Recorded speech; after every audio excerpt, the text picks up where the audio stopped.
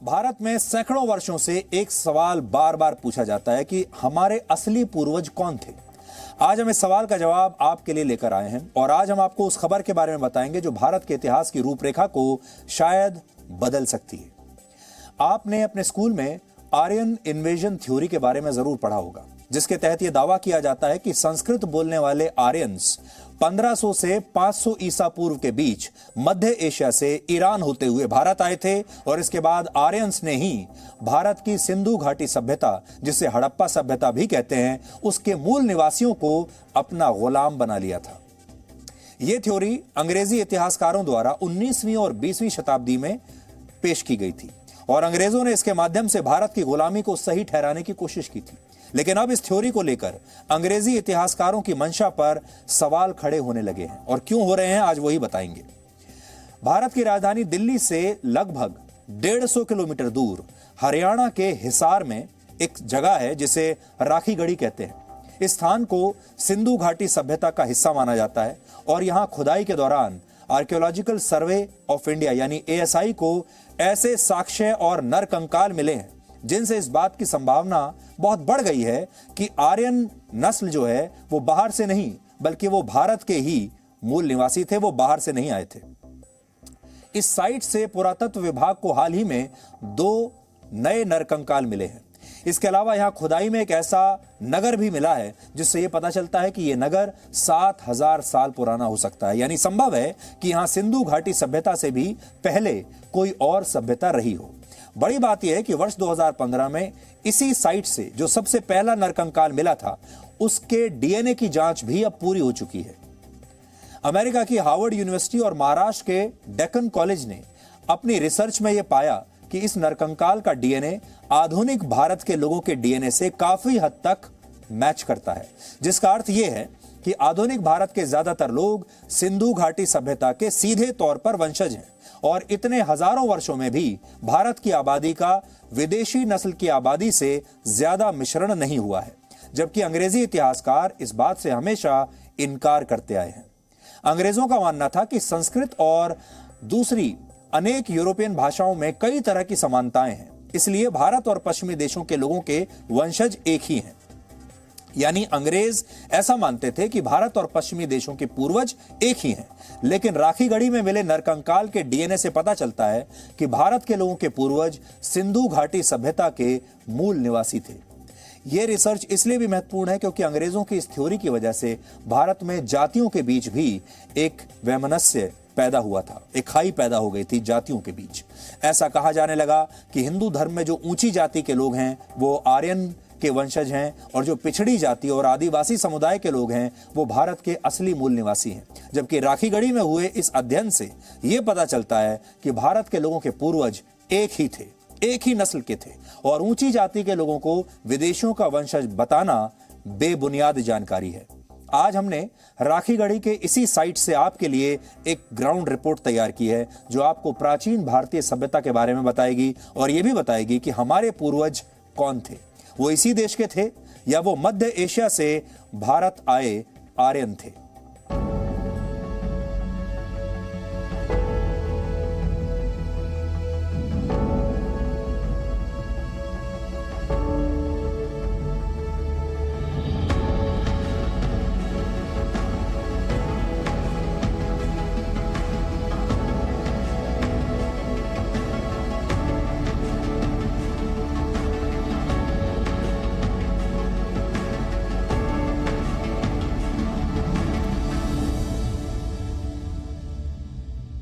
इतिहास तथ्यों पर लिखा जाता है और हरियाणा की राखीगढ़ी में जो तथ्य सामने आ रहे हैं वो न सिर्फ प्राचीन भारत के समृद्ध नगरों की कहानी बयां कर रहे हैं बल्कि प्लानिंग कितनी बारीकी से होती थी उसकी तस्वीर भी यहां देखी जा सकती है।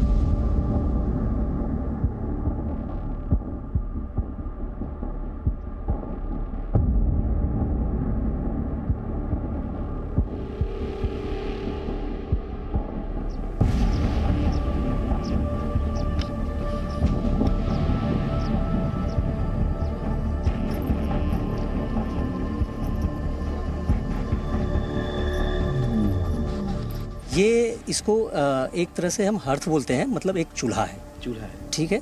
और इसके बारे में आप ये देखिए, इसकी खासियत देखिए, ये पहले मड ब्रिक का एक प्लेटफॉर्म तैयार किया गया, उसके ऊपर इन्होंने हर्थ वाली एक्टिविटी करी है। ये क्या इंडस्ट्रियल यूज के लिए होता था या फिर घरेलू पर्पस था, ये अभी फर्दर रिसर्च का विषय है, इस पे हम रिसर्च कर रहे हैं। ये हर्थ है। बगल में आप देख रहे हैं इस तरह से स्ट्रक्चर की एक्टिविटी है। ब्रिक दो तरह के इस्तेमाल करते थे, ये हड़प्पन कल्चर की हम बात कर रहे हैं, उस कॉन्टेक्स्ट में बात कर रहे हैं। एक सन ड्राइड होता था, एक बर्न्ट ब्रिक होता था। सन ड्राइड मतलब वो आग में नहीं पकाते थे, वो सुखाते थे, उनका एक पूरा टेक्नोलॉजी था, वो भी काफ़ी हार्ड होता है। लेकिन जाहिर सी बात है कि बर्न्ट ब्रिक के मुकाबले उनकी जो ड्यूरेबिलिटी है वो कम होती थी। लेकिन आज भी देखिए कि किस तरह से दिख रहे हैं, साफ साफ आप देख रहे हैं, ये बेसिकली ये कॉम्प्लेक्स है, हाउस कॉम्प्लेक्स है। अच्छा। ये आप जहां आप खड़े हैं, ये मड ब्रिक के स्ट्रक्चर है, मड ब्रिक यूज किए गए हैं। और मड ब्रिक का स्टैंडर्डाइजेशन अभी हमने बात की, ये देखिए कितना खूबसूरत ढंग से उन्होंने लगाया हुआ है। हड़प्पन्स की बात हम करते हैं तो वो उनकी प्लानिंग और एरिथमेटिक, तो ये प्लानिंग, वो सिविक सेंस उनका बहुत बेहतरीन था। तो ये वो जो ब्रिक है ये उसी वक्त के हैं। उसी वक्त के हैं। ये नाला पूरा बना हुआ है, ये देखिए, ये उसी वक्त का है। ये पूरा नाला उसी वक्त का है। और इधर से पिट है, ये सॉक पिट है, मतलब ये पानी ऊपर से आता था।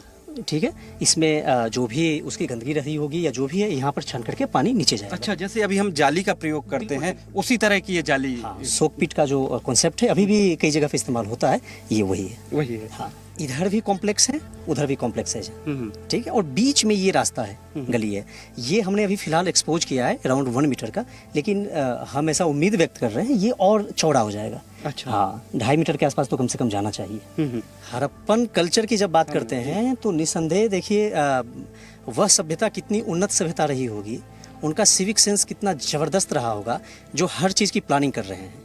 वो गंदगी पसंद लोग नहीं हैं, तो वो बहुत बेहतरीन है। इवन हम आज भी उनको इमिटेट कर सकते हैं कुछ मामलों में, कि वो प्रॉपर ख्याल रखते थे कि उनकी गलियां जो है एक स्टैंडर्डाइज्ड हों, घर अस्त व्यस्त नहीं है। वो जब भी अपने घर बना रहे हैं, मकान बना रहे हैं, तो एक पैटर्न फॉलो कर रहे हैं, ग्रिड सिस्टम है।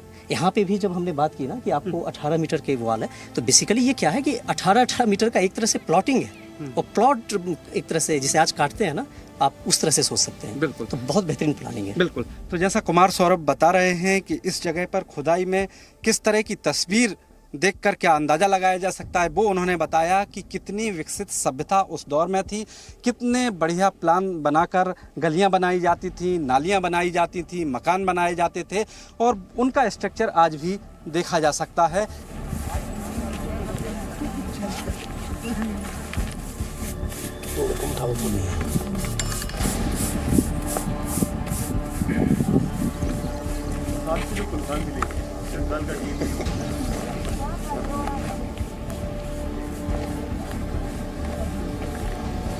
हरियाणा के राखीगढ़ी में ये माउंट नंबर 7 है, जहाँ पर जो पुरातत्व विभाग है वहाँ पर खुदाई का काम कर रहा है। और यहाँ पर बहुत सारी चीज़ें निकली हैं जो भारतीय प्राचीन इतिहास को बताती हैं। प्राचीन इतिहास में नगर कैसे थे, लोग कैसे थे, बहुत सारी चीज़ें हैं। क्या क्या खुलासा हुआ इस पर बात करने के लिए हमारे साथ हैं एडीजी एएसआई के हैं अजय यादव जी। मुझे ये बताइए कि क्या कुछ निकला है इस जगह पर राखीगढ़ी में? राखीगढ़ी में 7 माउंट हैं जो बहुत स्पष्ट रूप से नज़र आते हैं। जहां हम लोग अभी खड़े हैं वो माउंट नंबर 7 है।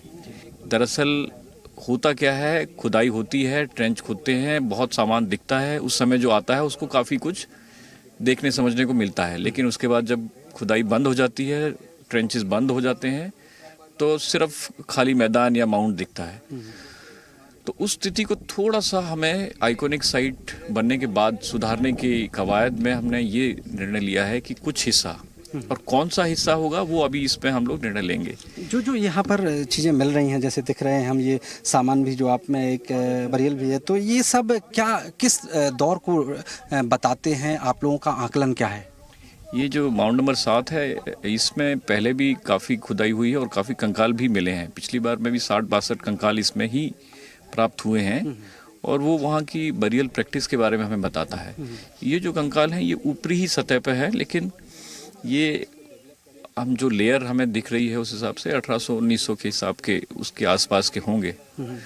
तो ये किस तरीके के पात्र यहाँ पर इस्तेमाल किए गए हैं, किस तरीके की अगर उसमें कुछ ज्वेलरी है, कैसा उनको किस दिशा में रखा गया है, तो ये सब आयाम बताते हैं कि उनकी कैसी बरियल प्रैक्टिस होगी। इसके बाद इसको और खोदेंगे तो इनके पहले की मैच्योर हड़प्पन की, उसके पहले की अर्ली हड़प्पन और जो भी है उसका भी अगर बरियल अगर कुछ होगा तो प्राप्त होगा। हमें जो उसके पीछे है उसमें हमें बरियल के पहले काफ़ी कुछ हैबिटेशन सा भी दिखा है। तो जो लगता था कि माउंट नंबर 7 में सिर्फ क्रिमेशन ही है, ऐसा नहीं है। नीचे जाने पर हमें हैबिटेशन साइट सी भी प्राप्त हो रही है। हम क्या कह सकते हैं कि हमारी जो सभ्यता थी, जो ये अपना नगर है कि हम कह रहे हैं कि हड़प्पन के टाइम के थे या उससे पहले के थे इतने विकसित, तो टाइम के लिहाज से अगर हम देखें आप लोगों का कैलकुलेशन या अनुमान हालांकि बदलता रहता है, आप लोग कह रहे थे, क्या कह सकते हैं कि हड़प्पन के और कितने पहले के होंगे? 5000 7000? हड़प्पन का समय ही जो है मैच्योर फेज 2500-600 मानते हैं। तो उस मैच्योर फेज को आने में, जैसे आज आपने लेयर देखी तमाम लेयर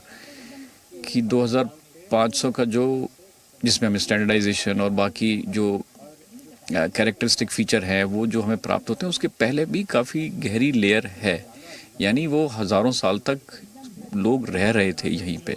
उसके बाद में जाकर के वो स्टैंडर्डाइजेशन एवं मैच्योरिटी इस सभ्यता में आई है। तो अगर समय की देखा जाए तो इसकी जो अभी तो चल रही है उत्खनन, इसके जो पुराने डेट आए हैं वो 5000 BC के आए हैं। तो वही डेट बाकी हड़प्पन साइट्स के जनरली वही है, 5000, 6000, 7000 और उसके ऊपर जो है हमारा, मतलब 6-7 हज़ार हम कह सकते हैं जो यहाँ पे 7-6 हज़ार BC। अंग्रेजों के टाइम से एक थ्योरी चली आ रही है कि हमारा यहाँ आर्यंस बाहर से आए थे, और जो आपको DNA और जो सबूत मिल रहे हैं उसमें क्या लग रहा है कि ये थ्योरी बदल रही है, जो तथ्य मिल रहे हैं उस लिहाज से? थ्योरी बदल नहीं रही है, ख़त्म हो गई है, क्योंकि उन थ्योरी का अब कोई महत्व नहीं है, क्योंकि इतने साइट एक्सकेवेट हो चुके हैं क्रॉस द सब कॉन्टिनेंट, लेकिन कोई किसी भी साइट पे हमें ये नहीं मिल रहा है कि किसी तरह का इन्वेजन हुआ है या किसी तरह का एविडेंस नहीं है। दूसरा, जो कुछ जिसके बेस पे थ्योरी बनाई गई थी उस बेस का कोई मूलभूत आधार नहीं था। ये आधार था कि उस समय चैरियट नहीं मिल रहे हैं, हम टॉय कार्ट मिल रहा है, वो डिनोट करता है कि हमारे यहाँ चैरियट भी थे, हमारे यहाँ वेपन्स भी थे, हमारे यहाँ बहुत सारे साइट्स पे यहाँ हॉर्स के बोन और उसके एविडेंसेस भी मिल रहे हैं। तो ये थ्योरी जिस समय प्रपोज की गई थी वो बहुत ही इनिशियल स्टेज में प्रपोज की, तथ्यों के आधार पर। हाँ, अब उसका कोई तथ्यात्मक कोई प्रूफ नहीं है, इसलिए ये पूरी तरह से अब खत्म हो चुका है ये सवाल। अंग्रेजों के वक्त से ही एक खास तरह की विचारधारा का इतिहास लिखा जाता रहा और पढ़ाया जाता रहा। आर्य बाहर से आए थे, आक्रमणकारी थे, भारतीय यहाँ के मूल निवासी नहीं हैं। लेकिन पुरातत्व विभाग के विद्वानों की माने तो राखीगढ़ी में मिले ये सबूत इस पूरी थ्योरी को नकारते हैं, और ये अवशेष साबित कर रहे हैं कि आज से 7000 साल पहले भी भारतीय सभ्यता कितनी फल फूल रही थी। Brahm Prakash Dubey, Zee media, Rakhigarhi, Haryana. Presenting B News app, available on Google Play and App Store. Download it now.